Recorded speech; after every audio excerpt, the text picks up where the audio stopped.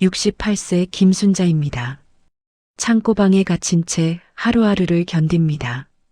한때는 햇빛이 드는 2층 안방에서 손주와 함께 웃던 날들, 남편과 함께 나눈 소박하지만 따뜻한 일상도 있었습니다.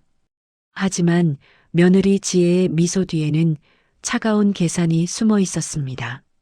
식탁에서 밀려나 부엌 구석에서 혼자 밥을 먹고 계단이 위험하다며 좁고 어두운 창고방으로 내몰렸습니다. 그런 며느리의 행동 뒤엔 끊임없는 밤 통화와 알 수 없는 계획이 있었죠.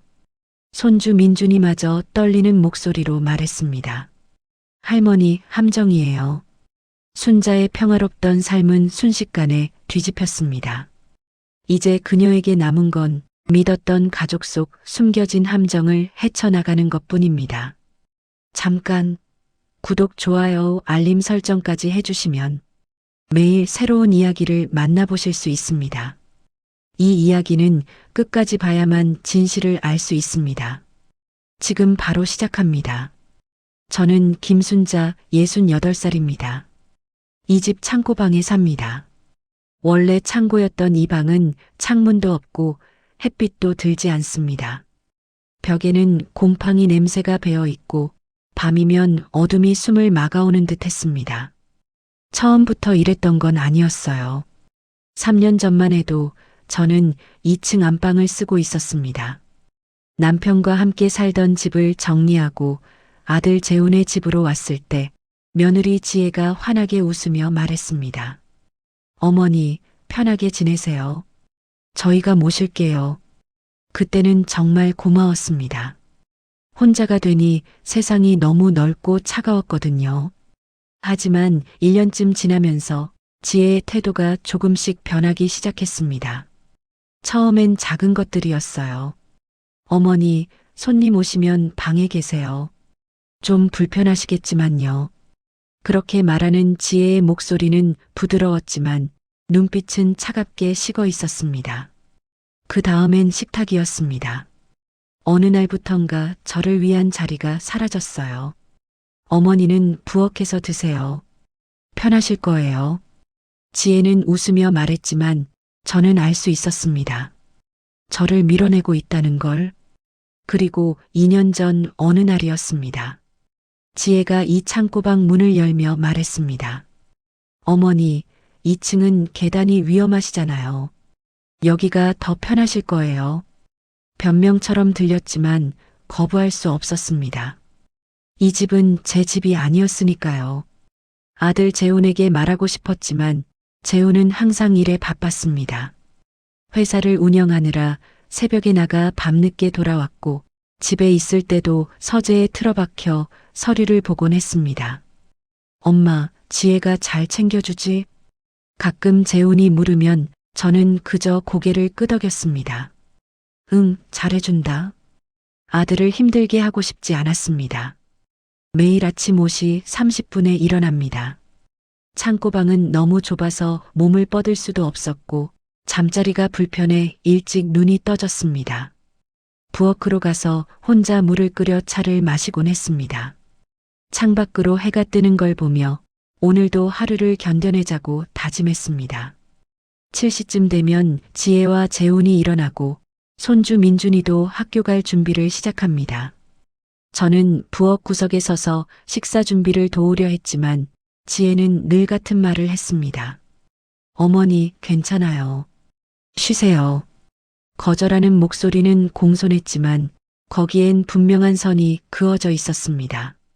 식탁에는 3개의 자리만 마련됐습니다. 재훈, 지혜, 민준. 저는 그들이 먹고 난 뒤 부엌 작은 테이블에 혼자 앉아 식사를 했습니다. 남은 반찬을 접시에 덜어 먹으며 이게 정말 내 인생인가 싶었습니다. 35년 동안 초등학교 급식실에서 일했습니다. 600명의 아이들에게 밥을 만들었고 퇴근 후엔 집에 와서 남편과 아들 밥상을 차렸습니다. 평생을 누군가를 먹이며 살았는데 이제는 혼자 구석에서 식사를 하고 있었습니다. 민준이만이 유일한 위안이었습니다. 12살 손주는 저를 가장 많이 찾아왔어요. 할머니, 숙제 도와주세요. 할머니, 이 이야기 들려주세요. 민준이가 제 창고방 문을 두드릴 때마다 저는 살아있다는 걸 느꼈습니다. 하지만 지혜는 그조차 싫어했습니다. 민준아, 할머니 방은 좁아. 내 방에서 공부해. 지혜가 민준이를 데리고 가면 저는 다시 혼자가 됐습니다. 텅 빈 방에 앉아 벽에 곰팡이 냄새를 맡으며 이게 제가 살아온 인생의 끝인가 싶었습니다. 어느 날 저녁이었습니다. 거실에서 재훈과 지혜가 대화하는 소리가 들렸습니다. 여보, 회사 일 어때? 바빠. 주주총회 준비하느라 정신없어. 힘들겠다. 내가 도와줄 게 있으면 말해. 지혜의 목소리는 다정했지만 제게 하는 목소리와는 달랐습니다. 저는 그저 문틈으로 그들을 바라보며 내가 정말 이 집의 식구가 맞나 하는 생각이 들었습니다. 밤 10시가 넘으면 모두 잠자리에 듭니다. 저도 창고방으로 돌아가 불을 끕니다. 어둠 속에서 천장을 바라보며 남편 생각이 났습니다. 여보, 당신이 있었다면 이렇게 살지 않았을 텐데. 눈물이 흘렀지만 소리내어 울진 않았습니다. 누가 들을까봐, 누가 저를 약한 사람으로 볼까봐. 그렇게 저는 매일을 견뎠습니다. 투명 인간처럼, 아무도 보지 않는 그림자처럼. 하지만 그때는 몰랐습니다. 제 인생에 곧 폭풍이 몰아칠 거라는 걸, 민준이가 떨리는 목소리로 제게 말할 거라는 걸. 할머니, 함정이에요. 그날이 오기 전까지 저는 그저 하루하루를 살아갈 뿐이었습니다. 창고방에 갇힌 68살 할머니로 5년 전으로 돌아가 봅니다. 그때는 모든 게 달랐어요. 남편 박철수와 저는 서울 외곽 작은 아파트에서 살았습니다. 남편은 공장에서 40년을 일했고 저는 초등학교 급식실에서 35년을 보냈습니다. 둘 다 퇴직하고 나서 매일 아침 함께 산책을 하고 저녁엔 TV를 보며 웃곤 했습니다. 행복했습니다. 소박했지만 따뜻했습니다. 하지만 그해 가을 남편이 쓰러졌습니다. 뇌출혈이었어요. 병원에 실려갔지만 3일 만에 세상을 떠났습니다. 너무 갑작스러웠습니다. 아침에 여보, 오늘 날씨 좋네 하고 웃던 사람이 저녁엔 차갑게 식어 있었습니다. 장례를 치르고 나서 저는 혼자가 됐습니다. 텅 빈 아파트에서 매일 울었어요. 아무도 없는 집에서 혼자 밥을 먹으려 하면 숟가락을 들 수가 없었습니다.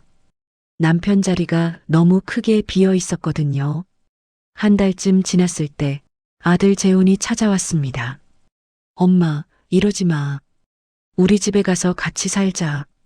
재훈이는 제 손을 꽉 잡으며 말했습니다. 혼자 두면 안 될 것 같아. 우리 집이 넓으니까 엄마 오셔. 그 말이 얼마나 고마웠는지 몰라요. 저는 눈물을 흘리며 고개를 끄덕였습니다. 그래, 아들아. 고맙다. 며느리 지혜도 함께 왔었습니다. 지혜는 제 손을 잡고 환하게 웃었어요. 어머니, 저희 집에 오세요. 제가 어머니처럼 모실게요. 그 미소가 진심처럼 보였습니다. 따뜻했고 다정했습니다. 짐을 싸서 재훈이네 집으로 이사했습니다. 분당에 있는 빌라였는데 제가 살던 아파트보다 훨씬 컸어요. 재훈이가 운영하는 IT 회사가 잘 되고 있다고 했습니다. 엄마, 여기 2층 방 쓰세요. 햇빛도 잘 들고 좋아요. 재훈이가 큰 방으로 안내했습니다. 창문이 크고 책상도 있고 옷장도 넉넉했어요. 여기서 편하게 지내세요. 지혜도 옆에서 웃으며 말했습니다. 어머니, 불편한 거 있으면 언제든지 말씀하세요. 그때는 정말 고마웠습니다. 아들이 효자고 며느리가 착하다고 생각했습니다. 처음 몇 달은 정말 좋았어요. 아침마다 지혜가 식탁을 차리고 저를 불러 함께 식사를 했습니다. 어머니, 이거 드세요. 어머니 좋아하시는 나물이에요. 지혜는 늘 웃으며 말했고 저도 행복했습니다. 손주 민준이도 저를 잘 따랐어요. 학교에서 돌아오면 제 방으로 뛰어와서 할머니, 오늘 학교에서 이런 일이 있었어요. 하고 이야기를 쏟아냈습니다. 저는 민준이 숙제를 도와주고 옛날 이야기를 들려주곤 했습니다. 할머니가 어릴 때는 말이야. 제가 이야기를 시작하면 민준이는 눈을 반짝이며 들었습니다. 그 시간이 참 좋았어요. 하지만 6개월쯤 지나면서 뭔가 달라지기 시작했습니다. 아주 조금씩 천천히. 처음엔 작은 일이었습니다. 어느 날 오후 지혜 친구들이 집에 놀러 왔습니다. 저는 거실에 앉아 TV를 보고 있었는데 지혜가 다가와 조용히 말했습니다. 어머니, 오늘 친구들이 와서요.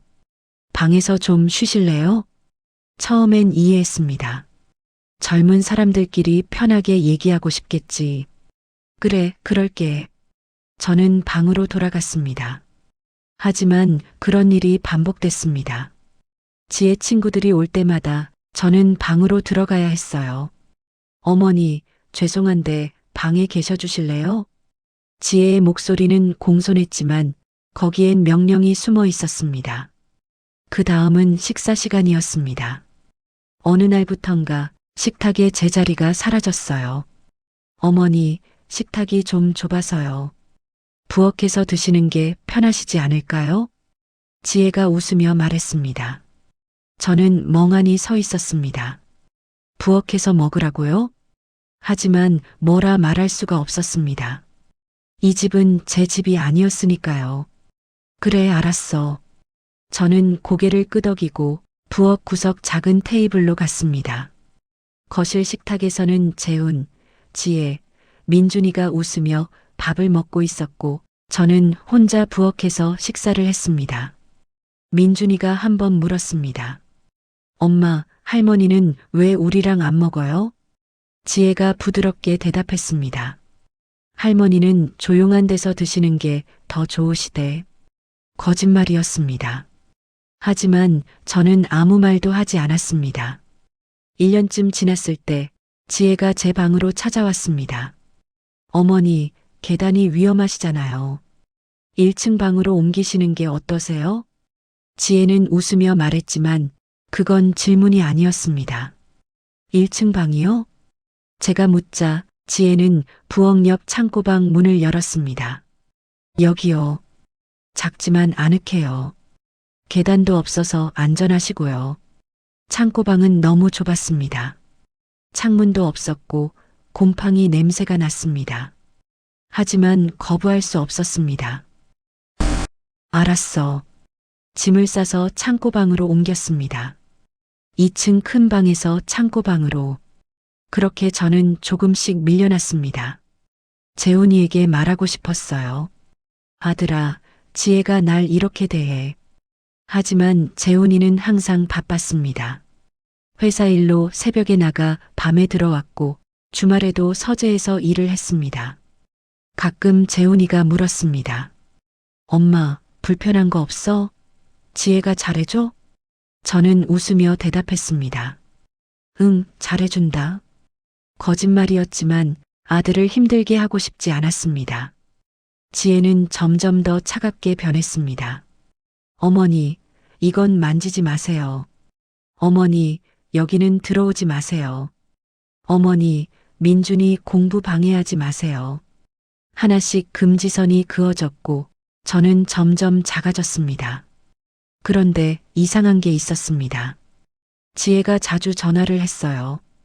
밤 10시쯤 거실에서 작은 목소리로 통화를 하곤 했습니다. 응, 오빠. 나야.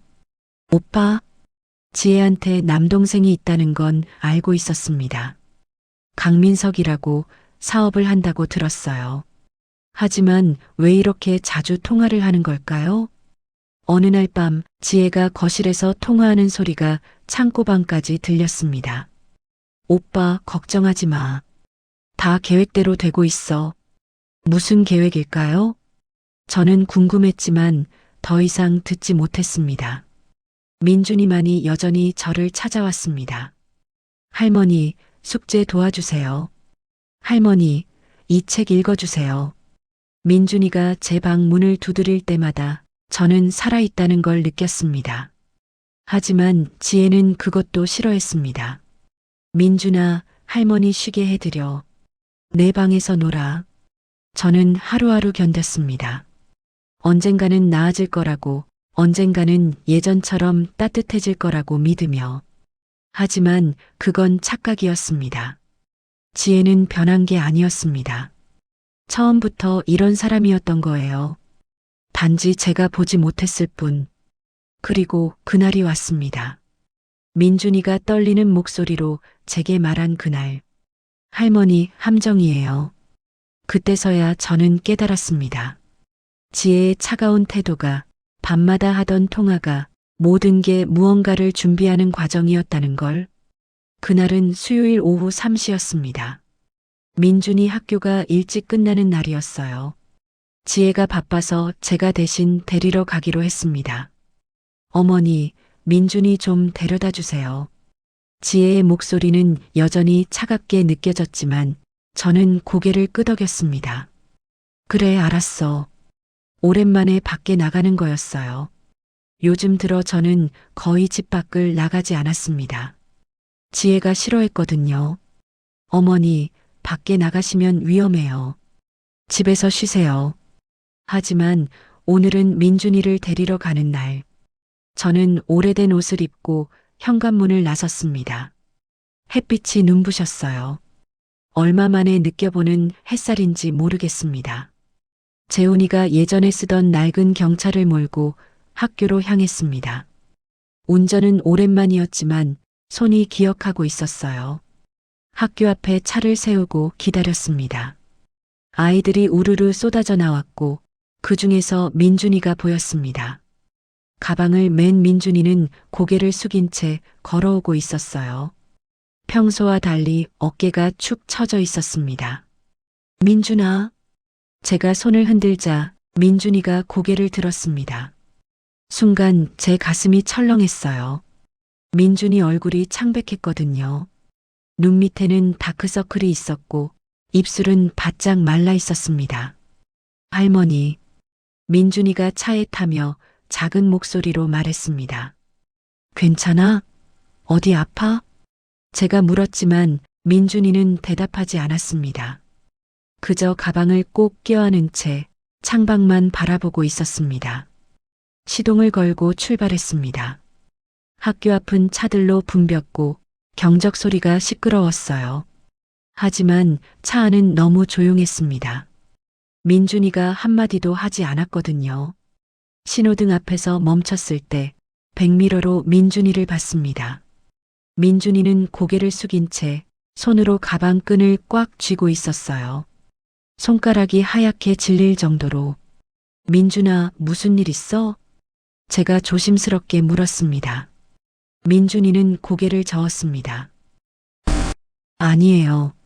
하지만 민준이 목소리가 떨리고 있었어요. 뭔가 심각한 일이 있다는 걸 느낄 수 있었습니다. 할머니한테 말해봐. 무슨 일인데? 제가 다시 물었습니다. 민준이는 한참 동안 입을 다물고 있다가 작게 중얼거렸습니다. 할머니. 신호등이 바뀌었고 저는 다시 차를 몰았습니다. 민준이가 뭔가 말하려는 것 같았지만 계속 망설이고 있었어요. 큰 길을 벗어나 조용한 골목으로 접어들었습니다. 그때였습니다. 민준이가 갑자기 말했습니다. 할머니, 차 좀 세워주세요. 목소리가 너무 다급해서 저는 급히 길가에 차를 세웠습니다. 왜? 어디 아파? 민준이는 고개를 들었습니다. 그 순간 저는 숨이 멎는 줄 알았어요.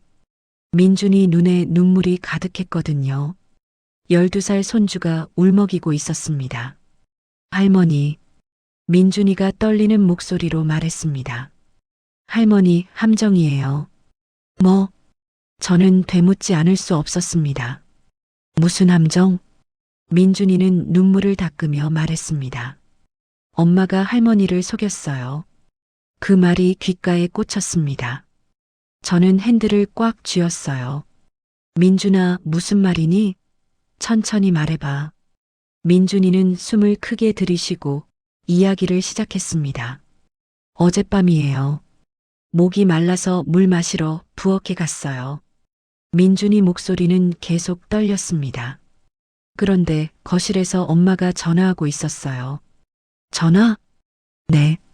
엄마가 외삼촌이랑 통화하고 있었어요. 외삼촌.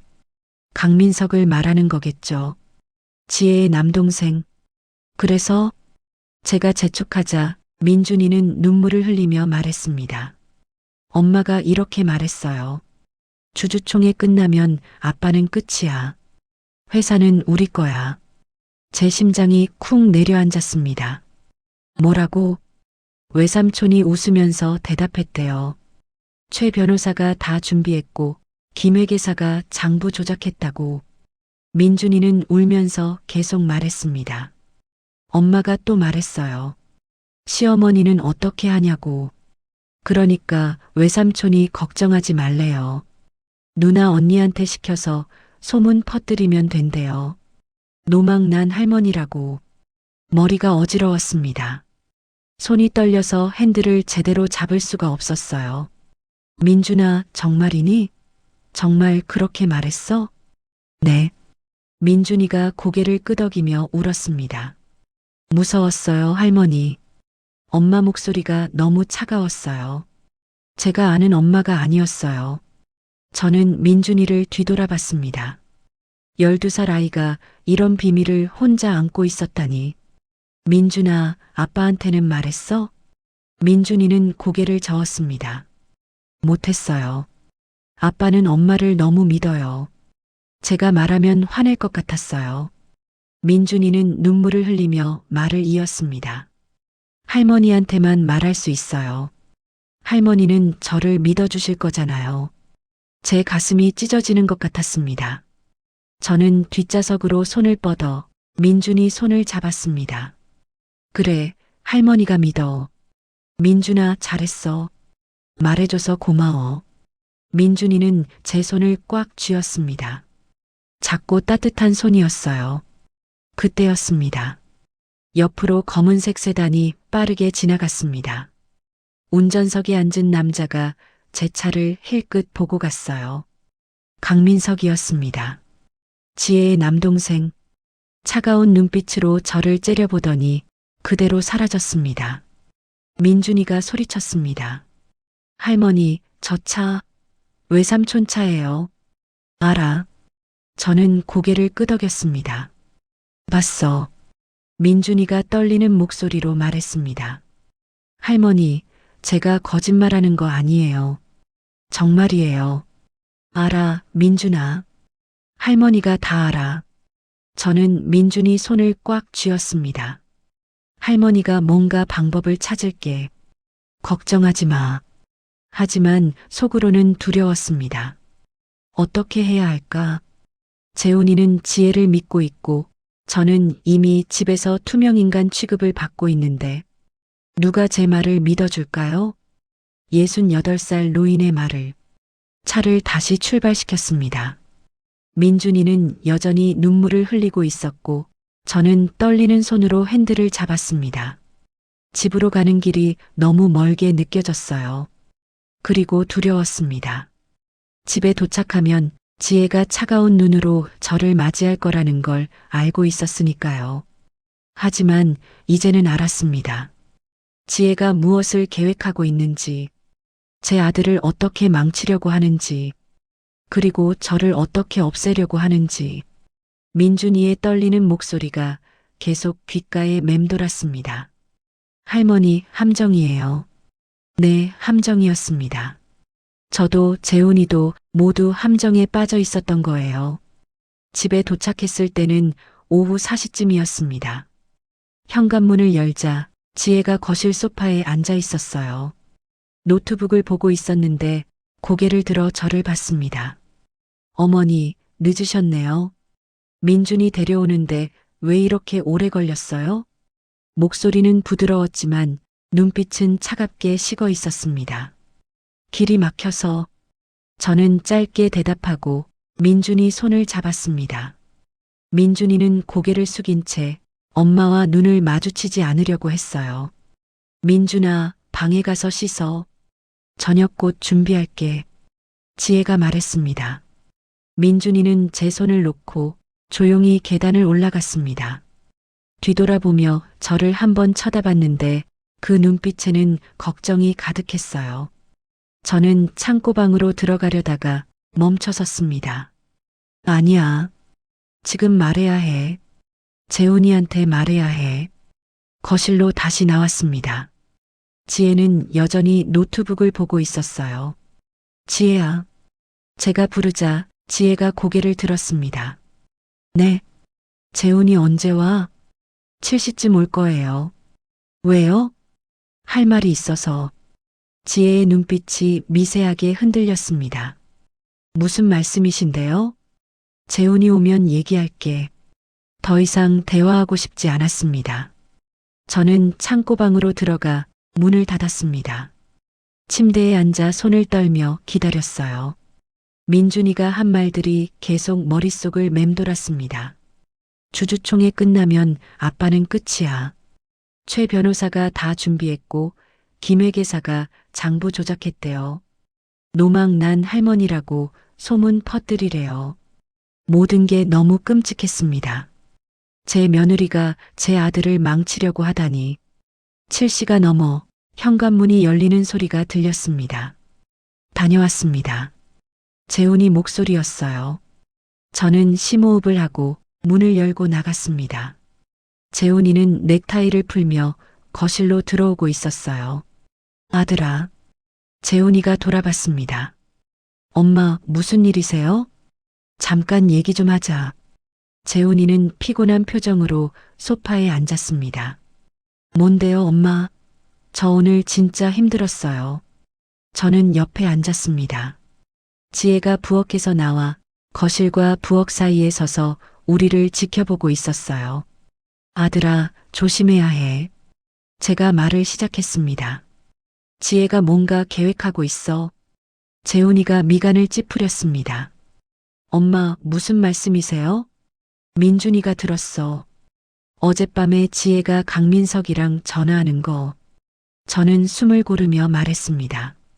주주총회에서 널 망치려고 한대. 회사를 빼앗으려고.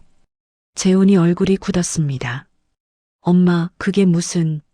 민준이가 직접 들었어. 최 변호사, 김 회계사 이름도 나왔어. 장부 조작했다고. 저는 간절한 마음으로 재훈이를 봤습니다. 아들아, 조심해. 지혜를 너무 믿지 마. 재훈이는 한참 저를 바라보다가 한숨을 깊게 내쉬었습니다. 엄마. 목소리가 차갑게 식어 있었어요. 민준이가 오해한 거예요. 오해가 아니야. 민준이가 확실히 들었어. 엄마, 민준이는 12살이에요. 어른들 대화를 제대로 이해할 나이가 아니에요. 제 가슴이 답답했습니다. 아들아, 제발 들어봐. 민준이는 거짓말 안 해. 그 애가 얼마나 떨면서 말했는지 몰라. 재훈이가 일어섰습니다. 엄마, 지혜가 절 배신할 리 없어요. 우린 15년을 같이 살았어요. 그의 목소리는 단호했습니다. 그리고 민석이 형도 제 동생 같은 사람이에요. 그런 짓 할 리가 없어요. 재훈아. 제가 그의 팔을 잡으려 하자 재훈이가 한 걸음 물러났습니다. 엄마가 요즘 지혜를 싫어하시는 거 알아요. 재훈이 눈빛이 날카로워졌습니다. 근데 이런 식으로 헐뜯는 건 너무 하시는 거 아니에요? 헐뜯는 게 아니야. 사실을 말하는 거야. 제 목소리가 커졌습니다. 그때 지혜가 다가왔습니다. 재훈이 팔에 손을 얹으며 부드럽게 말했어요. 여보, 괜찮아. 어머니가 요즘 많이 힘드셔서 그래. 지혜가 저를 봤습니다. 미소를 지었지만 그 눈빛은 얼음처럼 차가웠어요. 어머니, 쉬세요. 저녁 준비할게요. 난 내 거짓말에 안 속아. 제가 지혜를 똑바로 보며 말했습니다. 너 뭘 계획하고 있는지 다 알아. 지혜는 여전히 미소를 지었습니다. 어머니, 무슨 말씀이신지 모르겠어요. 전 그저 이 가정을 위해 최선을 다하고 있을 뿐이에요. 재훈이가 제 앞을 가로막았습니다. 엄마, 그만하세요. 피곤해요.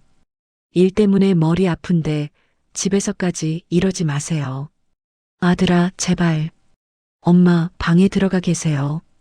오늘은 더 이상 얘기하고 싶지 않아요. 재훈이 목소리는 단호했습니다. 제가 아는 따뜻한 아들의 목소리가 아니었어요.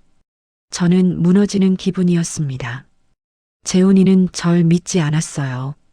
제 말보다 지혜의 말을 믿고 있었습니다. 알았어. 저는 고개를 떨구며 말했습니다. 알았어, 아들아. 창고방으로 돌아가려는데 계단 위에서 민준이가 서 있었습니다. 눈물을 흘리고 있었어요. 민준이도 다 들었던 거예요. 민준이와 눈이 마주쳤습니다. 민준이 눈빛에는 실망과 두려움이 가득했어요. 할아버지가 믿어주지 않았으니까. 저는 민준이에게 작게 고개를 끄덕였습니다. 괜찮아. 할머니가 있어. 그렇게 무언의 메시지를 보냈습니다. 창고방으로 들어가 문을 닫았습니다. 어둠 속에 앉아 온몸이 떨렸어요. 재훈이는 절 믿지 않았습니다. 제 손주의 말도 믿지 않았어요. 지혜만 믿고 있었습니다. 저는 혼자였습니다. 68살 늙은 여자 혼자. 하지만 포기할 수 없었어요. 제 아들을 지켜야 했으니까. 그날 밤 10시쯤 창문 틈으로 밖을 내다봤습니다. 마당에 두 사람이 서 있었어요. 지혜와 강민석이었습니다. 달빛 아래에서 둘은 서류 뭉치를 주고받고 있었습니다. 지혜가 작은 목소리로 뭐라고 말하는 게 들렸어요. 시어머니가 눈치챘어. 민석이 대답했습니다. 걱정 마. 누가 늙은이 말 믿겠어. 그들은 웃었습니다. 차갑고 냉소적인 웃음이었어요. 저는 주먹을 꽉 쥐었습니다. 온몸이 떨렸지만 이제 확실히 알았습니다. 민준이가 옳았어요. 이건 함정이었습니다. 제 아들을 망칠 계획. 그리고 저는 결심했습니다. 재훈이가 믿어주지 않아도 혼자서라도 증거를 찾겠다고, 제 아들을 지키겠다고. 다음 날 아침 일찍 일어났습니다. 시계를 보니 새벽 5시였어요. 잠을 제대로 자지 못했습니다. 어젯밤 마당에서 본 장면이 계속 머릿속을 맴돌았거든요. 창고방 문을 조용히 열고 나왔습니다. 집안은 고요했어요. 재훈이도, 지혜도, 민준이도 모두 자고 있었습니다. 부엌으로 가서 물을 한 컵 마셨습니다. 손이 떨렸어요. 무서웠지만 해야 했습니다. 증거를 찾아야 했어요. 2층으로 올라가는 계단을 조심스럽게 밟았습니다. 삐걱 소리가 날까봐 발끝으로 천천히 올라갔어요. 재훈이 서재 문 앞에 섰습니다. 손을 뻗어 문손잡이를 잡았는데 심장이 쿵쾅거렸습니다. 문을 열었습니다. 서재는 어둠에 잠겨 있었어요. 책장과 책상, 그리고 서류들이 어렴풋이 보였습니다. 책상으로 다가가 서류 더미를 살펴봤어요. 회사 관련 서류들이 가득했습니다.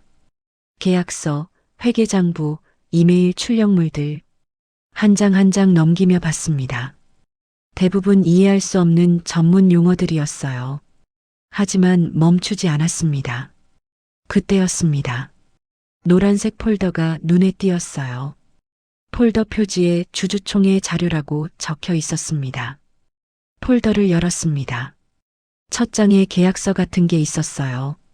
재훈이 이름과 서명이 있었습니다. 그런데 이상했어요. 서명을 자세히 들여다봤습니다. 필체가 어딘가 부자연스러웠거든요. 제가 재훈이 서명을 몇 번이나 봤는지 아세요? 아들이 대학 입학할 때, 회사 설립할 때, 집 계약할 때 수없이 봤습니다. 재훈이 서명은 힘이 있고 날카로웠어요. 박자의 획이 확실하고 재훈의 마지막 획이 길게 빠져나갔습니다. 하지만 이 서명은 달랐어요. 획이 떨리고 마지막 획이 짧게 끊겨 있었습니다. 이거 가짜야. 제 입에서 중얼거림이 나왔습니다. 주머니에서 오래된 휴대폰을 꺼냈습니다. 재훈이가 예전에 쓰던 걸 제가 물려받은 거였어요. 카메라를 켜고 서류를 조심스럽게 찍었습니다. 손이 떨려서 몇 번이나 다시 찍어야 했습니다. 다른 서류들도 훑어봤습니다. 재무제표 수정안이라는 제목의 서류가 있었어요. 회계사 김태수의 이름이 보였습니다. 이것도 사진 찍었습니다. 그때 복도에서 소리가 들렸습니다. 발소리였어요. 심장이 멎는 줄 알았습니다. 서류를 급히 제자리에 놓고 책상 아래로 몸을 숨겼습니다. 문이 열렸습니다. 누군가 들어오는 기척이 느껴졌어요. 숨을 죽였습니다. 이상하네. 문을 닫았는데 지혜 목소리였습니다. 온몸이 얼어붙었어요. 지혜가 서재 안으로 들어왔습니다. 책상 쪽으로 걸어오는 발소리가 들렸어요. 책상 아래 웅크리고 있던 저는 숨도 제대로 쉴 수가 없었습니다. 지혜가 책상 위 서류를 만지는 소리가 났습니다. 누가 만졌나? 지혜가 중얼거렸어요. 심장이 터질 것 같았습니다. 한참 후 지혜가 한숨을 쉬며 밖으로 나갔습니다. 문이 닫혔어요. 저는 한참을 더 숨어 있다가 조심스럽게 기어 나왔습니다. 다리가 후들거렸어요. 서재 문을 살짝 열고 밖을 살폈습니다. 지혜는 보이지 않았어요. 계단을 조용히 내려와 창고방으로 돌아왔습니다. 문을 닫고 침대에 주저앉았습니다. 온몸에서 식은땀이 흘렀어요. 손은 아직도 떨리고 있었습니다. 하지만 증거를 얻었습니다. 위조된 서명 사진, 회계사 이름이 적힌 서류. 이제 이걸 누구한테 보여줘야 할까요? 그때 누군가 제 방문을 조심스럽게 두드렸습니다. 누구세요? 사모님, 저예요. 영숙이 목소리였습니다. 문을 열자 가정부 영숙이 서 있었어요. 55살 영숙은 이 집에서 10년을 일했습니다. 사모님, 괜찮으세요? 아까 2층 올라가시는 거 봤어요. 영숙이 걱정스러운 얼굴로 물었습니다. 저는 영숙을 방 안으로 들였습니다. 영숙아, 너한테 부탁할 게 있어. 영숙은 고개를 끄덕였습니다. 말씀하세요, 사모님. 10년 전 기억나니? 내 딸이 아플 때 내가 병원비 도와준 거. 그럼요. 평생 잊을 수 없어요. 영숙 딸이 맹장염 수술을 받아야 했는데 영숙한테 돈이 없었어요. 제가 300만 원을 줬었습니다. 갚을 필요 없어. 딸 잘 키워라고 말했었죠. 영숙은 그 일을 평생 고마워했습니다. 지금 이 집에 큰일이 벌어지고 있어. 제가 말했습니다. 지혜가 재훈이를 망치려고 해. 회사를 빼앗으려고. 영숙의 눈이 커졌습니다. 그게 무슨... 내가 증거를 모으고 있어. 근데 혼자서는 힘들어. 저는 영숙의 손을 잡았습니다. 나 좀 도와줄래? 영숙은 잠시 망설이다가 고개를 끄덕였습니다. 도와드릴게요, 사모님. 도련님은 좋은 분이시잖아요. 고마워. 제 눈에 눈물이 맺혔습니다. 제가 뭘 도와드릴까요? 지혜가 통화하는 거 들어봐. 강민석이랑 통화할 때. 그리고 가능하면 녹음을 해줘. 영숙이 고개를 끄덕였습니다. 알겠어요. 오후가 되자 저는 핸드폰에 찍어둔 사진을 들고 이웃집으로 갔습니다. 최은지라는 젊은 변호사가 옆집에 살았어요. 30대 초반으로 혼자 살았습니다. 가끔 복도에서 마주치면 인사를 나눴었어요. 초인종을 눌렀습니다. 누구세요? 은지 씨, 저 옆집 김순자예요. 문이 열렸습니다. 은지가 편한 옷차림으로 나왔어요. 아, 사모님. 무슨 일이세요? 잠깐 상담 좀 받고 싶어서. 들어오세요. 은지 집은 깔끔했습니다. 소파에 앉자 은지가 차를 내왔어요. 무슨 일이신데요? 제가 핸드폰을 꺼내 아까 찍은 사진을 보여줬습니다. 이 서명 좀 봐줄래요? 위조된 것 같은데. 은지가 사진을 자세히 들여다봤습니다. 확대해서 보더니 고개를 끄덕였어요. 사모님, 이거 확실히 이상해요. 은지가 말했습니다. 획이 자연스럽지 않아요. 누군가 따라 쓴 것 같아요. 그렇지? 제 추측이 맞았습니다. 이게 무슨 서류인데요? 우리 아들 회사 관련 서류예요. 근데 아들 서명이 아닌 것 같아서. 은지가 심각한 표정을 지었습니다. 사모님, 이거 범죄예요. 문서 위조죠. 알아. 그래서 증거를 모으고 있어. 조심하세요. 상대방이 이미 변호사랑 회계사를 끼고 있다면 치밀하게 준비한 거예요. 은지가 제 손을 잡았습니다. 더 많은 증거가 필요해요. 이것만으로는 부족해요. 알았어. 계속 찾아볼게. 그리고 사모님, 혼자 하시면 안 돼요.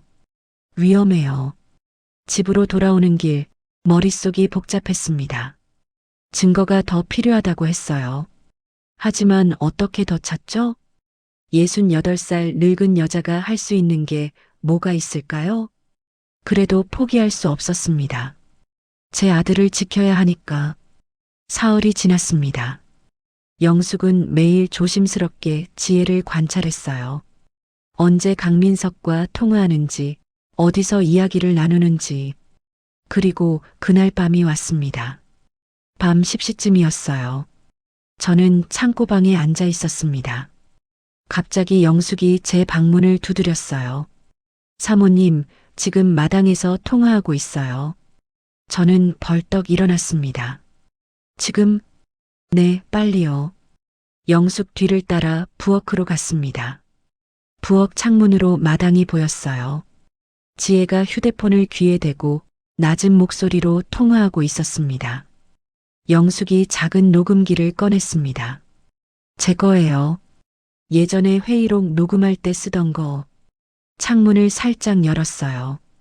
밖에서 지혜 목소리가 희미하게 들려왔습니다. 오빠 나야. 지혜가 말했습니다. 다음 주 화요일이 주주총회야. 준비 다 됐지? 상대방이 뭐라고 대답하는 소리는 들리지 않았지만 지혜가 계속 말했어요. 최 변호사가 서류 완벽하게 만들었대. 재훈이 서명도 완벽하게 위조했고 제 심장이 쿵 내려앉았습니다. 영숙도 숨을 죽이고 녹음기를 창문 쪽으로 향했어요. 김 회계사는? 장부 조작 다 끝났어? 지혜가 물었습니다. 잠시 침묵이 흐르더니 지혜가 웃었습니다. 차갑고 날카로운 웃음이었어요. 좋아. 주주총회 끝나면 재훈은 횡령범이 되는 거야. 회사는 우리가 차지하고. 제 손이 떨렸습니다. 영숙이 제 팔을 붙들었어요. 시어머니는 어떻게 하냐고? 지혜가 다시 말했습니다. 걱정 마. 언니한테 얘기해서 소문 퍼뜨리고 있어. 노망난 할머니라고. 누가 그 할멈 말 믿겠어? 제 가슴이 찢어지는 것 같았습니다. 할멈이라고요. 며느리가 시어머니를 할멈이라고 불렀어요. 민준이? 그 애는 아무것도 모르니까 괜찮아. 설령 뭔가 알아도 12살 꼬마 말을 누가 믿겠어. 저는 주먹을 꽉 쥐었습니다. 온몸이 떨렸지만 소리를 낼 수 없었어요. 오빠, 이번 일 끝나면 오빠 빚도 다 갚을 수 있어. 30억이면 되지? 지혜가 말했습니다. 우리가 회사 잡으면 그 정도는 금방이야. 30억? 강민석이 30억 빚을 졌다는 얘기였어요. 그래, 알았어. 화요일 날 보자. 잘했어, 오빠. 지혜가 통화를 끊었습니다. 영숙이 재빨리 창문을 닫고 녹음기를 껐어요. 다 녹음됐어요, 사모님. 저는 다리에 힘이 풀려 부엌 의자에 주저앉았습니다. 정말 그러는구나. 머리로는 알고 있었지만 직접 듣고 나니 더 끔찍했어요. 제 며느리가 제 아들을 망치려 하고 저를 미친 할멈으로 만들려 하다니. 영숙이 제 손을 잡았습니다. 사모님, 이제 증거가 있어요. 이걸로 도련님한테 보여드리면 믿으실 거예요. 그럴까? 저는 고개를 저었습니다. 재훈이는 지혜를 너무 믿어. 이것도 뭔가 오해라고 할 거야. 그래도 시도는 해봐야죠. 영숙이 말했습니다. 다음 날 아침 저는 성당으로 갔습니다. 김유한 신부님을 찾아가려고요. 성당은 조용했습니다. 신부님은 제단 앞에서 기도하고 계셨어요. 신부님, 제가 부르자 신부님이 돌아보셨습니다. 순자 씨, 어서 오세요. 오랜만이네요. 신부님, 상담 좀 해주세요. 신부님 사무실로 들어가 모든 걸 털어놓았습니다. 민준이가 들은 이야기부터 위조된 서명, 그리고 어젯밤 녹음한 내용까지. 신부님은 심각한 표정으로 듣고 계셨어요. 순자 씨, 이건 심각한 범죄입니다. 신부님이 말씀하셨습니다. 가만히 있으면 안 됩니다. 저도 알아요. 근데 재훈이가 제 말을 안 믿어요. 제 목소리가 떨렸습니다. 어떻게 해야 할까요? 신부님이 제 손을 잡으셨습니다. 순자 씨, 진실은 반드시 드러납니다. 하느님께서 도와주실 겁니다. 신부님의 목소리는 따뜻했지만 단호했어요. 증거를 계속 모으세요. 그리고 때가 오면 그 증거를 세상에 드러내야 합니다. 무섭습니다, 신부님. 제가 고백했습니다. 68살 늙은 여자가 뭘 할 수 있겠어요. 순자 씨는 어머니입니다. 신부님이 말씀하셨습니다. 어머니의 힘은 나이로 재는 게 아닙니다. 자식을 지키려는 마음, 그것이 가장 강한 힘입니다. 신부님 말씀에 용기를 얻었습니다. 감사합니다, 신부님. 집으로 돌아오는 길, 결심이 더욱 굳어졌어요. 포기하지 않겠다고, 끝까지 싸우겠다고. 창고방으로 들어가 영숙이 준 녹음기를 꺼냈습니다. 다시 한번 들어봤어요. 지혜의 차가운 목소리가 흘러나왔습니다. 주주총회 끝나면 재훈은 횡령범이 되는 거야. 누가 그 할멈 말 믿겠어? 회사는 우리가 차지하고. 제 눈에서 눈물이 흘렀습니다. 하지만 이건 슬픔의 눈물이 아니었어요. 분노의 눈물이었습니다. 기다려라, 강지혜. 제가 중얼거렸습니다.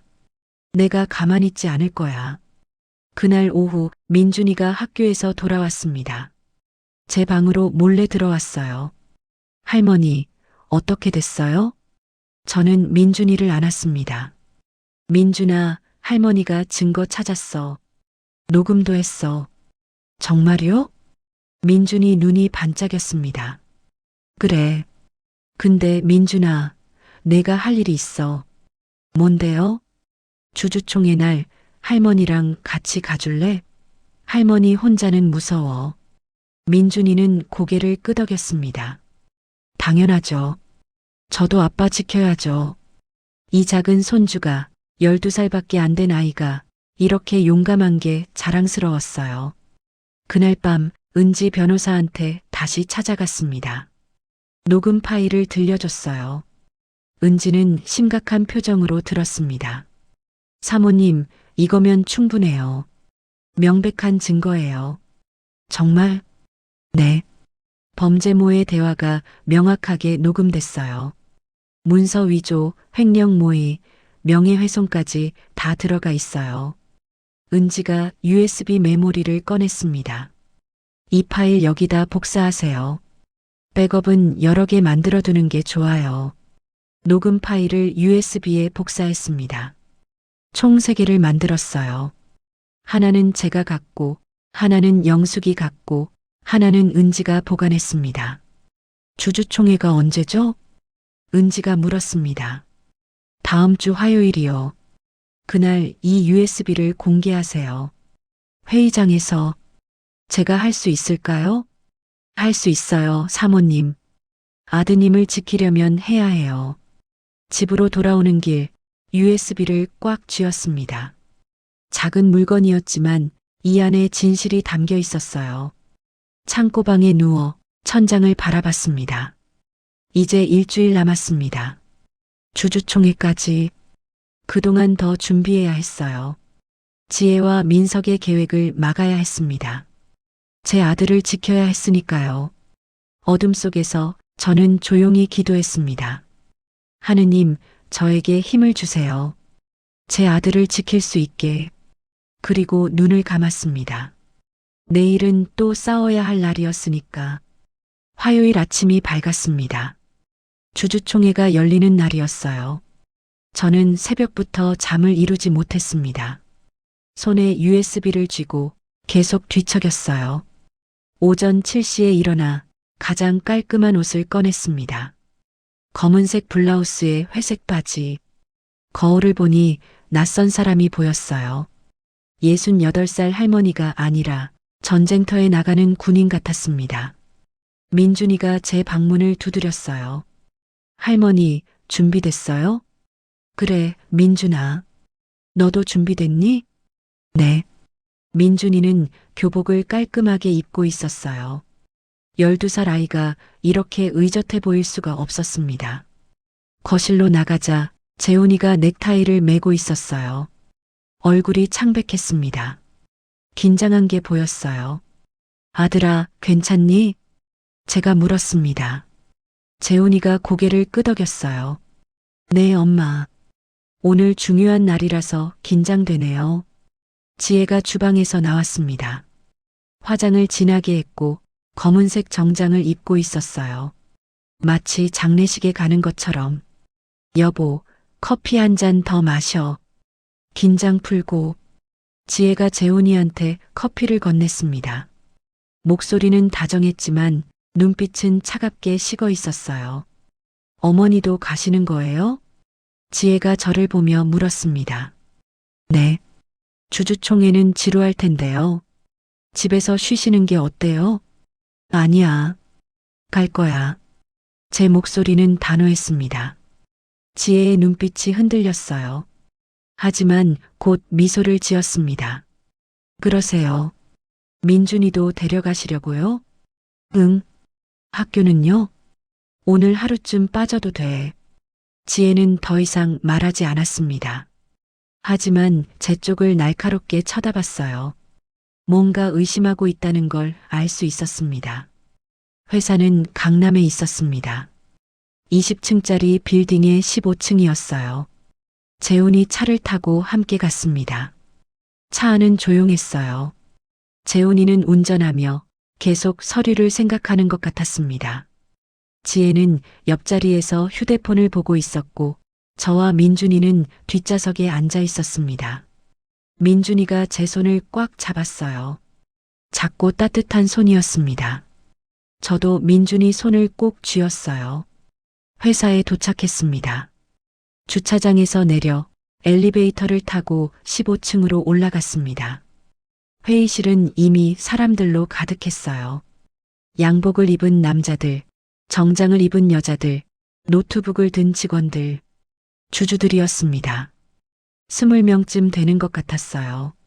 저쪽에 앉으세요, 어머니. 재훈이가 뒤쪽 자리를 가리켰습니다. 저와 민준이는 맨 뒤에 앉았어요. 주주들이 웅성거렸습니다. 박 대표님 어머니시래. 손주도 데려오셨네. 저는 조용히 앉아 USB를 코트 주머니에서 만지작거렸습니다. 아직은 때가 아니었어요. 기다려야 했습니다. 오전 10시 정각. 회의가 시작됐습니다. 재훈이가 앞으로 나갔어요. 안녕하십니까. 테크인 솔루션 대표 박재훈입니다. 재훈이 목소리는 떨리고 있었습니다. 프로젝터에 자료가 떴어요. 회사 실적, 매출 그래프, 신규 프로젝트 계획. 재훈이는 하나씩 설명했습니다. 지난해 매출은 120억 원이었고 올해 목표는 150억입니다. 신규 고객사로 3곳과 계약을 체결했습니다. 내년에는 해외 진출을 계획하고 있습니다. 주주들이 고개를 끄덕였어요. 좋은 반응이었습니다. 저는 안도의 한숨을 쉬었어요. 잘 되고 있었습니다. 그때였습니다. 지혜가 일어났어요. 잠깐만요. 지혜의 목소리가 회의실에 울렸습니다. 모두가 돌아봤어요. 여보, 왜? 재훈이가 당황한 얼굴로 물었습니다. 주주 여러분께 중요한 말씀을 드려야 할 것 같아서요. 지혜는 차분하게 말했습니다. 너무 차분해서 오싹했어요. 지혜가 앞으로 걸어갔습니다. 노트북을 들고 있었어요. 회사 재정에 심각한 문제가 있습니다. 지혜가 선언했습니다. 회의실이 술렁거렸어요. 뭐라고? 무슨 문제? 재훈이 얼굴이 새하얘졌습니다. 지혜야, 무슨 소리야? 미안해요, 여보. 하지만 진실을 말해야죠. 지혜는 재훈이를 보며 말했습니다. 눈에는 눈물이 가득했어요. 하지만 가짜였어요. 저는 알 수 있었습니다. 그때 회의실 문이 열렸습니다. 강민석이 들어왔어요. 노트북을 들고 있었습니다. 여러분, 제가 증거를 보여드리겠습니다. 민석이 프로젝터에 노트북을 연결했습니다. 화면이 바뀌었어요. 재무제표 이상 내역이라는 제목이 떴습니다. 민석이 설명하기 시작했어요. 지난 2년간 박 대표님 계좌로 회사 자금이 빠져나갔습니다. 화면에 숫자들이 떴어요. 총액 15억 원입니다. 회의실이 술렁거렸습니다. 15억? 횡령이라는 거야? 재훈이가 소리쳤어요. 아니에요. 저는 그런 적 없어요. 증거가 있습니다. 민석이 다음 화면을 띄웠어요. 서류 사진이었습니다. 재훈이 서명이 선명하게 보였어요. 이게 뭐야? 재훈이가 다가가 화면을 봤습니다. 이건 제 서명이 아니에요. 서명 감정을 받았습니다. 지혜가 말했습니다. 박 대표님 서명이 맞다고 나왔어요. 거짓말이었어요.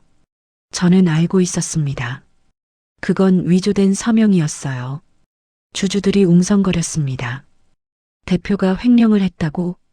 믿을 수 없어. 증거가 있다잖아. 한 나이 든 주주가 일어났습니다. 박 대표, 이게 사실입니까? 재훈이는 말을 잇지 못했어요. 얼굴이 새하얗게 질려 그저 고개를 저을 뿐이었습니다. 아니에요. 저는 안 했어요. 재훈이 목소리는 떨리고 있었어요. 지혜가 눈물을 닦았습니다. 저도 믿고 싶지 않았어요. 하지만 증거가 명백합니다. 민석이 다음 화면을 띄웠어요. 해외 계좌 송금 내역입니다. 박 대표 명의로 된 비밀 계좌입니다. 저는 주먹을 꽉 쥐었습니다. 모두 조작된 거였어요. 거짓말들이었습니다. 재훈이가 무너져 내렸어요. 의자에 주저앉았습니다. 아니야. 이건 아니야. 주주들이 수군거렸습니다. 이거 큰일이네. 횡령이면 형사처벌 대상이야. 회사 어떻게 되는 거야? 민준이가 제 손을 꽉 잡았어요. 할머니, 지금이에요. 저는 고개를 끄덕였습니다. 네, 이제 때가 왔어요.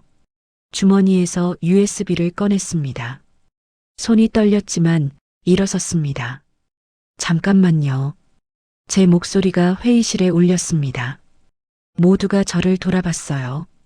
지혜의 얼굴이 굳었습니다. 저는 천천히 앞으로 걸어갔습니다. 68살 할머니의 걸음이었지만 멈추지 않았어요.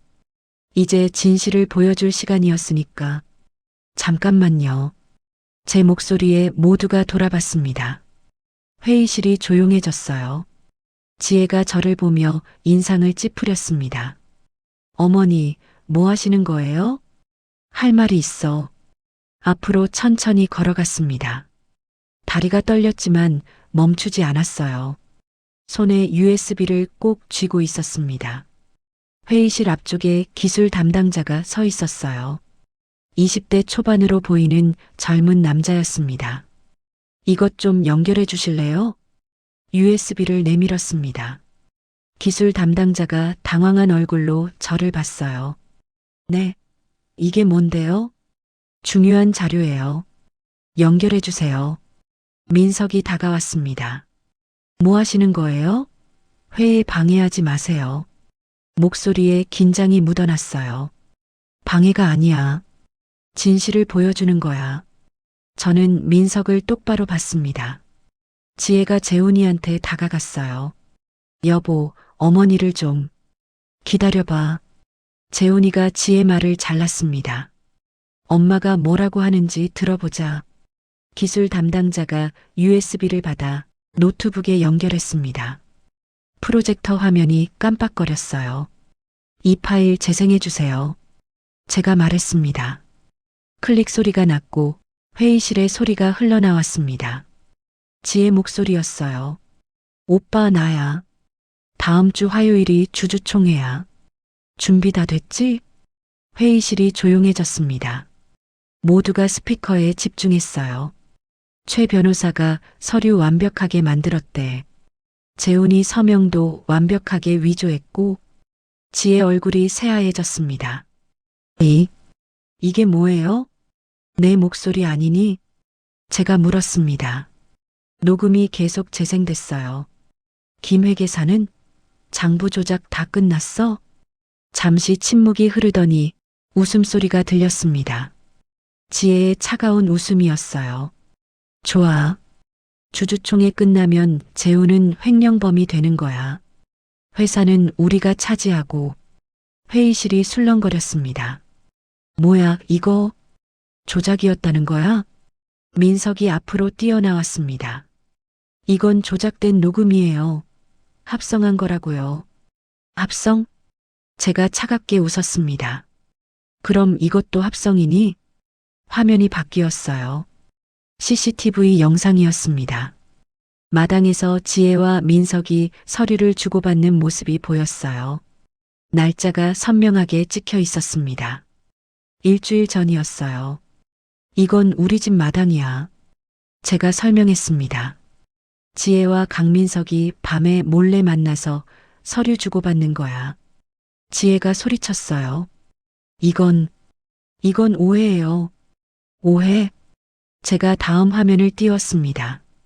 재훈이 서명 비교 사진이었어요. 왼쪽은 위조된 서명, 오른쪽은 진짜 서명.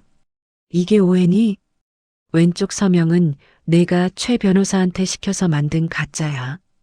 오른쪽이 진짜 재훈이 서명이고 한 주주가 앞으로 나와 화면을 자세히 봤어요. 정말 다르네. 왼쪽 서명은 획이 떨려. 다른 주주도 고개를 끄덕였습니다. 이거 위조 맞는데? 민석이 노트북 쪽으로 달려갔습니다. 이거 꺼. 당장 꺼. 하지만 보안 요원 2명이 민석을 막아섰어요. 비켜. 민석이 소리쳤지만 보안 요원들은 움직이지 않았습니다. 녹음이 다시 재생됐어요. 시어머니는 어떻게 하냐고? 지혜 목소리였습니다. 걱정 마. 언니한테 얘기해서 소문 퍼뜨리고 있어. 노망난 할머니라고. 누가 그 할멈 말 믿겠어? 회의실 사람들이 저를 봤습니다. 동정 어린 눈빛이었어요. 지혜가 울기 시작했습니다. 아니에요. 이건 편집된 거예요. 편집? 그때 뒤쪽 문이 열렸습니다. 12살 민준이 친구 우진이가 들어왔어요. 우진이 엄마가 손을 잡고 있었습니다. 저기요. 우진이가 작은 목소리로 말했습니다. 저 2사람 봤어요. 모두가 우진이를 봤습니다. 뭘 봤다는 거니? 한 주주가 물었어요. 저 아줌마랑 저 아저씨요. 우진이가 지혜와 민석을 가리켰습니다. 우리 학교 앞 카페에서 자주 만났어요. 일주일에 3번씩은 본 것 같아요. 우진이 엄마가 말했습니다. 제 아들이 거짓말할 아이가 아닙니다. 저도 1번 봤어요. 지혜가 비틀거렸어요. 의자를 잡으며 주저앉았습니다. 민석은 얼굴이 불그락푸르락했어요. 이건 함정이야. 이 할멈이 다 꾸민 거라고. 할멈? 재훈이가 일어났습니다. 목소리가 차갑게 식어 있었어요. 우리 엄마를 뭐라고 불렀어? 민석이 입을 다물었습니다. 재훈이가 지혜를 받습니다. 여보, 이게 대체 뭐야? 재훈이 목소리가 떨렸어요. 설명해봐. 이게 오해라고 말해줘. 지혜는 울면서 고개를 저었습니다. 미안해. 미안해. 뭐가 미안해? 재훈이 소리가 커졌습니다. 날 횡령범으로 만들려고 한 게 미안해?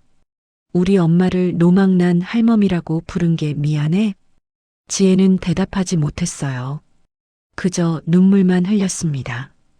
그때 회의실 문이 열렸습니다. 정장을 입은 두 남자가 들어왔어요. 경찰입니다. 한주주가 휴대폰을 들고 있었어요. 제가 신고했습니다. 문서 위조는 범죄니까요. 경찰이 지혜와 민석에게 다가갔습니다. 강지혜 씨, 강민석 씨, 문서 위조와 사기 혐의로 동행해 주시죠. 지혜가 재훈이를 봤습니다. 여보, 제발. 재훈이는 고개를 돌렸습니다. 더 이상 지혜를 보지 않았어요. 경찰이 지혜와 민석에게 수갑을 채웠습니다. 민석이 발버둥 쳤어요. 이건 말도 안 돼. 그 할멈이 다 꾸민 거라고. 할멈 소리 그만해. 재훈이가 소리쳤습니다. 경찰이 둘을 끌고 나갔어요. 지혜는 계속 뒤를 돌아봤습니다. 눈물을 흘리며 재훈이를 봤지만 재훈이는 외면했어요. 회의실 문이 닫혔습니다. 조용해졌어요.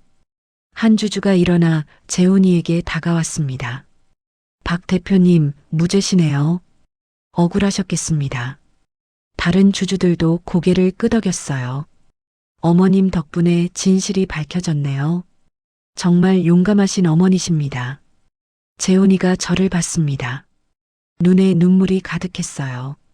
엄마. 재훈이가 제 앞에 무릎을 꿇었습니다. 미안해요, 엄마. 제가 엄마 말을 안 믿었어요. 저는 재훈이 어깨에 손을 얹었습니다. 괜찮아, 아들아. 이제 끝났어. 민준이가 달려와 저를 안았어요. 할머니, 해냈어요. 저는 민준이를 꼭 안았습니다. 떨리는 손으로 손주를 안았어요. 이겼습니다. 진실이 승리했어요. 하지만 왜일까요? 가슴이 편하지 않았습니다. 승리했는데 기쁘지 않았어요. 제 아들의 가정이 무너졌으니까요. 주주총회가 끝나고 모두 회의실을 나갔습니다. 저와 재훈이, 민준이만 남았어요. 재훈이는 의자에 주저앉아 얼굴을 손으로 가렸습니다. 어깨가 떨리고 있었어요. 울고 있었습니다. 아들아. 제가 다가가 재훈이 어깨에 손을 얹었습니다. 이제 괜찮아. 엄마. 재훈이가 고개를 들었어요. 눈이 빨갛게 충혈돼 있었습니다.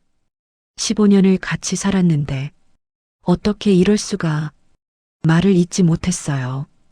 그저 눈물만 흘렸습니다. 민준이가 아빠 옆에 섰습니다. 아빠, 울지 마. 작은 손으로 아빠 등을 토닥였어요. 민준아, 미안해. 재훈이가 아들을 안았습니다. 내 말을 안 믿어서 미안해. 괜찮아요, 아빠. 민준이도 울먹였어요. 할머니가 다 해결해줬잖아요. 그날 오후 경찰서에서 연락이 왔습니다. 추가 조사가 필요하다고 했어요. 경찰서로 갔습니다. 형사 한 명이 저희를 작은 방으로 안내했어요. 김순자 씨, 증언해 주셔서 감사합니다. 형사가 말했습니다. 덕분에 큰 사기 사건을 막았습니다. 다른 사람들도 있나요? 제가 물었습니다. 지혜랑 민석만 연루된 건 아니죠? 형사가 고개를 끄덕였어요. 맞습니다. 회계사 김태수와 변호사 최병호도 체포했습니다. 재훈이가 놀란 얼굴로 물었어요. 김 회계사요? 우리 회사에서 10년 일한 사람인데 돈을 받았습니다. 형사가 서류를 펼쳤어요. 강민석이 김태수에게 5천만 원을 줬습니다. 장부 조작 대가로요. 제 가슴이 답답했습니다. 5천만 원의 10년 신뢰를 팔아버렸다니. 최 변호사는요? 서명 위조 대가로 3천만 원을 받았습니다. 형사가 말했습니다. 박 대표님 서명을 50번 이상 연습해서 위조했다고 자백했습니다. 재훈이가 주먹을 쥐었어요. 그 사람들, 저를 그렇게 믿었는데, 더 있습니다. 형사가 다른 서류를 꺼냈어요. 강지혜 씨 친언니 강수진 씨도 연루됐습니다. 지혜 언니요? 재훈이가 물었습니다. 네. 강수진 씨가 지역 커뮤니티에 글을 올렸습니다. 김순자 씨를 노망난 할머니라고 비방하는 내용이었어요. 저는 알고 있었습니다. 녹음해서 들었었으니까요. 하지만 직접 듣고 나니 더 아팠어요. 명예훼손으로 기소할 예정입니다. 형사가 말했습니다. 민준이가 제 손을 꽉 잡았어요. 할머니, 괜찮아요? 응, 괜찮아. 저는 민준이 머리를 쓰다듬었습니다. 한 가지 더 밝혀진 게 있습니다. 형사가 심각한 얼굴로 말했어요. 강민석의 빚 규모입니다. 얼마나 되나요? 재훈이가 물었습니다. 30억 원입니다. 형사가 서류를 보여줬어요. 3년 전 부동산 투자에 실패했습니다. 강남 재개발 지역에 건물을 샀는데 재개발이 무산됐어요. 재훈이가 한숨을 쉬었습니다. 그래서 제 회사를 노린 거군요. 맞습니다. 강민석은 매형 회사를 탈취해서 빚을 갚으려 했습니다. 형사가 고개를 끄덕였어요. 강지혜 씨도 동생을 돕기 위해 공모했고요. 지혜가 절 사랑했던 게 아니었군요. 재훈이 목소리가 쓸쓸했습니다. 형사가 잠시 침묵하다가 말했습니다. 그건 제가 판단할 일은 아닙니다만 강지혜 씨 조서를 보면 처음엔 거부했다고 합니다. 뭐요? 재훈이가 고개를 들었어요. 동생이 처음 제안했을 때 강지혜 씨는 거절했답니다. 하지만 강민석이 계속 압박했고 결국 동의했다고 합니다. 재훈이는 아무 말도 하지 못했어요. 그렇다고 죄가 없어지는 건 아닙니다. 형사가 단호하게 말했습니다. 범죄는 범죄니까요. 경찰서를 나왔습니다. 해가 지고 있었어요. 노을이 붉게 물들어 있었습니다. 재훈이가 멈춰 섰습니다. 엄마, 응? 정말 미안해요. 재훈이가 고개를 숙였습니다. 엄마를 창고방에 가두고 식탁에서 쫓아내고 그동안 제가 얼마나 못됐는지. 아들아, 저는 재훈이 손을 잡았습니다. 넌 몰랐어. 지혜한테 속았던 거야. 아니에요. 알았어야 했어요. 재훈이 눈에 다시 눈물이 맺혔어요. 엄마가 힘들어 하시는 걸 봤잖아요. 근데 저는 모른 척 했어요. 재훈아, 제 목소리가 떨렸습니다. 이제 끝났어. 우리 다시 시작하자. 재훈이가 저를 안았습니다. 45살 아들이 68살 어미를 안았어요. 두 사람 다 울었습니다. 민준이도 우리를 안았어요. 세 사람이 거리 한가운데서 서로를 안고 울었습니다. 집으로 돌아왔을 때 영숙이 현관에서 기다리고 있었어요. 사모님, 영숙이 달려와 제 손을 잡았습니다. 뉴스 봤어요. 정말 잘하셨어요. 영숙아, 내 덕분이야. 저는 영숙을 안았습니다. 내가 녹음해주지 않았으면 못했을 거야. 아니에요. 사모님이 용기 내셨잖아요. 영숙도 울었어요. 거실로 들어갔습니다. 지혜가 없는 집은 이상하게 조용했어요. 재훈이가 제 손을 잡았습니다. 엄마, 오늘부터 엄마 방 옮기실 거예요. 응? 2층 큰 방으로 가세요. 거기가 엄마 자리예요. 아들아. 제 목소리가 떨렸습니다. 그리고 식탁에도 엄마 자리 만들게요. 제일 좋은 자리에. 재훈이가 말했습니다. 이제부터 이 집의 중심은 엄마예요. 민준이가 제 손을 잡았어요. 할머니, 우리 같이 살아요. 영원히. 저는 두 사람을 안았습니다. 드디어 집으로 돌아온 기분이었어요. 그날 밤 혼자 2층 큰 방에 앉아 있었습니다. 창문으로 달이 보였어요. 밝고 둥근 달이었습니다. 여보, 저는 작게 중얼거렸습니다. 당신이 보고 싶어? 하지만 해냈어. 우리 아들 지켰어. 달빛이 방 안으로 들어왔습니다. 따뜻했어요. 이제 끝났습니다. 긴 싸움이 끝났어요. 하지만 제 마음은 편하지 않았습니다. 이긴 건지 진 건지 잘 모르겠었어요. 제 아들의 가정이 무너졌으니까요. 민준이가 엄마 없이 자라야 하니까요. 승리는 했지만 그 대가가 너무 컸습니다. 창문을 열고 밤 공기를 마셨습니다. 차가웠지만 살아있다는 느낌이 들었어요. 내일은 또 어떤 날이 올까요? 재판은 어떻게 될까요? 모르겠습니다. 하지만 한 가지는 확실했어요. 저는 더 이상 투명 인간이 아니었습니다. 더 이상 창고방의 할머니가 아니었어요. 저는 김순자, 68살, 제 아들을 지킨 어머니였습니다. 석 달이 지났습니다. 재판이 열렸어요.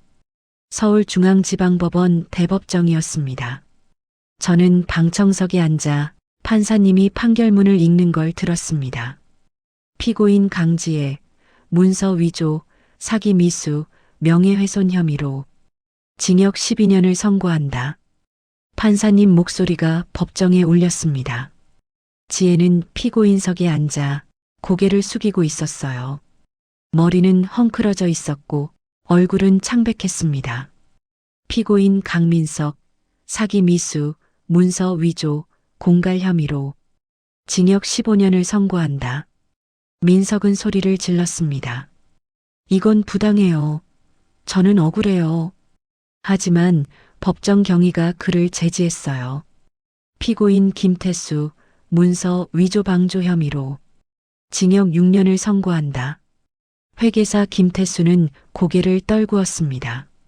피고인 최병호, 문서 위조 혐의로 징역 8년을 선고한다. 변호사 최병호도 눈을 감았어요. 피고인 강수진, 명예훼손 혐의로 징역 1년, 집행유예 3년을 선고한다. 지혜 언니는 울고 있었습니다. 판결이 끝났습니다. 사람들이 법정을 나가기 시작했어요. 지혜가 저를 봤습니다. 마지막으로 눈이 마주쳤어요. 지혜 눈에는 후회가 가득했습니다. 하지만 너무 늦었어요. 사모님, 후회할 거예요. 지혜가 작게 말했습니다. 저는 고개를 저었어요. 난 후회 안 해. 내 아들을 지켰으니까. 법정 경위가 지혜를 데리고 나갔습니다. 그게 마지막이었어요. 법정을 나왔습니다. 재훈이와 민준이가 기다리고 있었어요. 엄마 고생하셨어요. 재훈이가 제 손을 잡았습니다. 이제 정말 끝났네요. 그래, 끝났어. 저는 고개를 끄덕였습니다. 하지만 가슴은 무거웠어요. 끝났지만 뭔가 허전했습니다. 집으로 돌아왔습니다. 재훈이가 제 짐을 2층 큰 방으로 옮겨줬어요. 엄마, 여기가 엄마 방이에요. 넓은 방이었습니다. 창문이 크고 햇빛이 잘 들었어요. 창고방과는 비교할 수 없었습니다. 고마워, 아들아. 당연한 거예요. 저녁 시간이 됐습니다. 재훈이가 식탁을 차렸어요. 예전과 달리 저를 위한 자리가 있었습니다. 상석이었어요. 엄마, 여기 앉으세요. 재훈이가 의자를 빼줬습니다. 민준이도 옆에 앉았어요. 할머니, 여기 앉아요. 세 사람이 식탁에 앉았습니다. 영숙이 음식을 내왔어요. 맛있게 드세요. 고마워, 영숙아. 밥을 먹기 시작했습니다. 하지만 이상했어요. 한 자리가 비어 있었거든요. 지혜 자리였습니다. 민준이가 그 자리를 보며 조용히 밥을 먹었어요. 재훈이도 말이 없었습니다. 저도 입맛이 없었어요. 숟가락이 무거웠습니다. 잘 먹었습니다. 민준이가 일어났어요. 숙제하러 갈게요. 계단을 올라가는 민준이 뒷모습이 쓸쓸해 보였습니다. 재훈이도 일어났어요. 엄마, 전화 좀 받아야 해서요. 서재로 들어갔습니다. 저 혼자 식탁에 남았어요. 큰 식탁에 혼자 앉아 빈 그릇들을 바라봤습니다. 이겼습니다. 법정에서 이겼고 아들을 지켰어요. 하지만 왜 이렇게 공허할까요? 밤이 됐습니다. 2층 큰 방에 누웠어요. 천장을 바라봤습니다. 이게 맞는 걸까? 혼잣말이 나왔습니다. 제가 한 일이 옳았을까요? 며느리를 감옥에 보낸 게, 민준이한테서 엄마를 빼앗은 게, 머릿속이 복잡했습니다. 똑똑. 문 두드리는 소리가 났어요. 할머니, 저예요. 민준이 목소리였습니다. 들어와. 민준이가 들어와 제 침대 옆에 앉았어요. 할머니, 잠 안 와요? 응, 민준이는? 저도요. 둘이 한참 말없이 앉아 있었습니다. 할머니, 민준이가 말했습니다. 할머니 덕분에 아빠가 구원받았어요. 그래? 네. 할머니 안 계셨으면 아빠는 지금 감옥에 있었을 거예요. 민준이 말이 맞았어요. 제가 안 움직였으면 재훈이가 횡령범이 됐을 거예요. 민준아, 엄마 보고 싶지? 제가 물었습니다. 민준이는 고개를 끄덕였어요. 보고 싶어요. 근데 말을 잇지 못했습니다. 근데 엄마가 한 짓이 나빠서 화도 나요. 12살 아이가 이런 복잡한 감정을 안고 살아야 한다니. 제 가슴이 아팠습니다. 민준아, 저는 손주를 안았어요. 할머니가 미안해.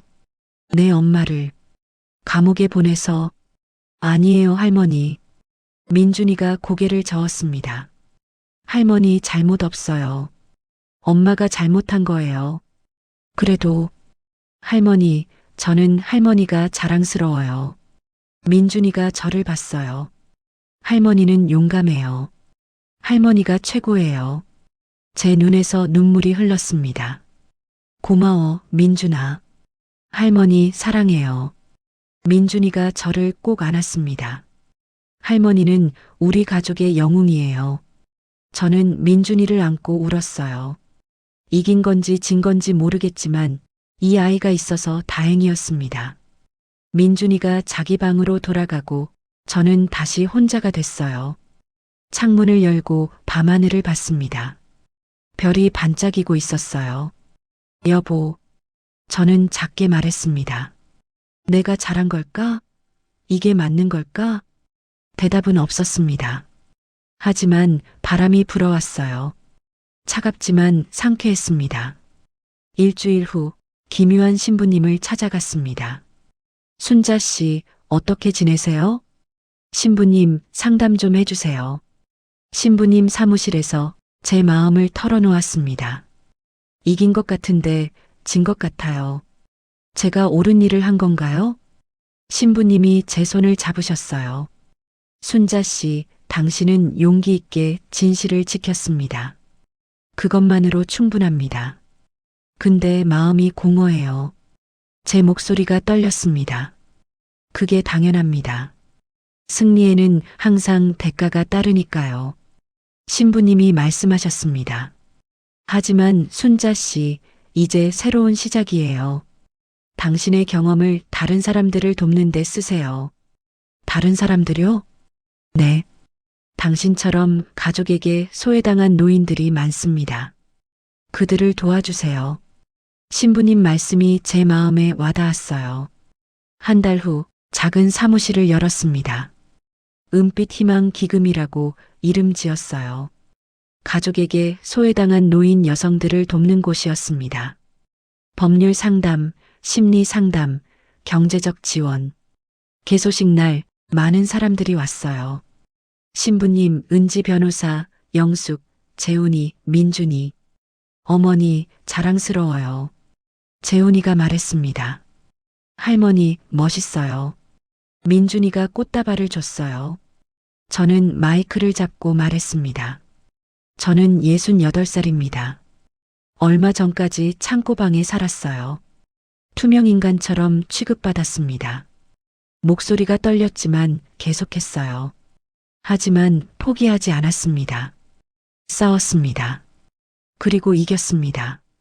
사람들이 박수를 쳤어요. 노년은 침묵이 아닙니다. 노년도 목소리를 낼 수 있습니다.